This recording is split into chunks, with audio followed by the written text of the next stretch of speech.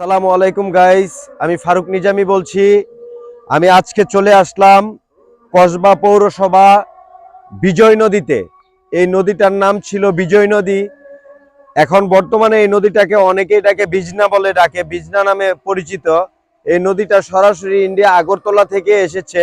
এটা এদিক দিয়ে বিজনা আগরতলা থেকে এসে তিতাসের সাথে মিলিত হয়ে গেছে, বিলীন হয়ে গেছে। সো গাইস, এই জায়গাটা একটা সময় এই কসবার একেবারে পৌরসভার একেবারে মিডলে এই বিজনা নদীটা। এই নদীটাতে এক সময় ইন্ডিয়া থেকে অনেক কিছু আসতো, বাস, চাউল, ডাউল এবং অনেক কিছু আসতো। ইনপুট এক্সপোর্টের অনেক মাল এই নদীটা দিয়ে আসতো এবং এই নদীটা অনেক চড়া ছিল গাইস।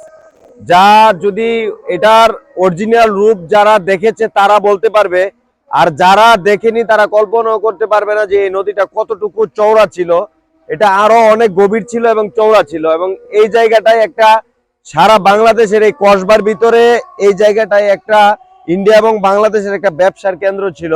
আর এই নদীটার নাম ছিল বিজয় এবং বর্তমানে ডাকা হয় বিজনা নদী। এবং বিজনার যে অপরূপ ছিল ওই রূপ এখন আর নাই, কারণ চতুর্দিকে ময়লা ফেলে, আবর্জনা ফেলে, বিভিন্ন জায়গা দখল করে এবং ঘর বাড়ি করে বিজনার যেন রূপটাকে চেঞ্জ করে দেওয়া হয়েছে, পরিবর্তন করে দেওয়া হয়েছে গাইস। আসলে এমন সারা বাংলাদেশে আরো অনেক নদী আছে যে নদ নদীর পূর্ব ইতিহাসগুলাকে মানুষ ময়লা ফেলে এবং বিভিন্ন দখলদারীরা দখল করে এই নদীগুলার অপূর্ব রূপ ছিনিয়ে নিয়ে যাচ্ছে। এবং এখন দেখতে পাচ্ছি যে এই কসবা আস্তে আস্তে আস্তে আস্তে বড়ই হচ্ছে এবং এটা দিয়ে সারা কসবার যত আবর্জনা ময়লা আছে যায়। কিন্তু আমরা এমন একটা পরিস্থিতি দেখতে পাচ্ছি যে এই ময়লাগুলা ফেলে এমন করে দিচ্ছে যে ভবিষ্যতে মনে হয় ময়লা দিয়ে আটকে ফেলবে এই নদী। গাইস, অবশ্যই এমন ছোট ছোট কিছু ভিডিও আপনাদের জন্য বানাই, যেন আপনাদের যদি পছন্দ হয়, ভালো লাগে।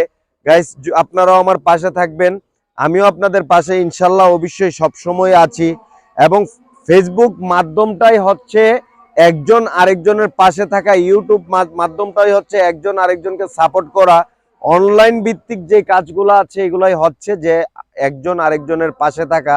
কারণ একটা লাইক, একটা কমেন্টস এবং এইগুলা যদি আমরা নাই করি তাহলে ফেসবুকে থেকেও লাভ নাই। কারণ নতুন হোক আর পুরানো হোক, নতুনদেরকেও সাপোর্ট করতে হবে, পুরাতনদেরকেও সাপোর্ট করতে হবে। কারণ নতুনদেরকে যদি আপনি সাপোর্ট না করেন, তাদের পাশে না থাকেন, তাহলে তারা তো আর পুরানো হতে পারবে না।